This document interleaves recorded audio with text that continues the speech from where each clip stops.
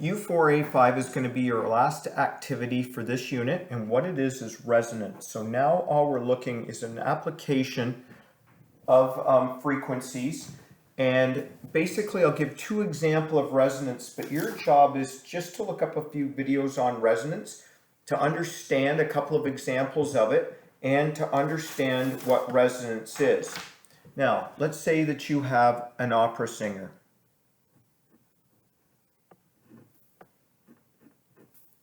And let's say that you have a wine glass. Every object has its own natural frequency. I know this sounds odd because a wine glass doesn't give off sound, but it has its own natural frequency at which it's going to vibrate. What an opera singer can do is match his or her frequency to the frequency of the wine glass. And what happens is you get constructive and destructive interference when that happens. And basically, when you get the right frequency, you're going to shatter the wine glass. So you may have seen this before where a singer sings and all of a sudden the singer's frequency of their voice matches that of the wine glass. It creates amplification or constructive interference within there, and all of a sudden you get that wine glass shattering.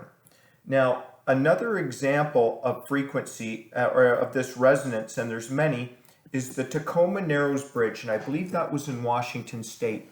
And basically, the wind was blowing this bridge, and it was at just the right frequency that it caused this constructive interference, and the bridge started to shake more and more and more and more and more, and all of a sudden, because of that constructive interference, that Tacoma Narrows Bridge fell down.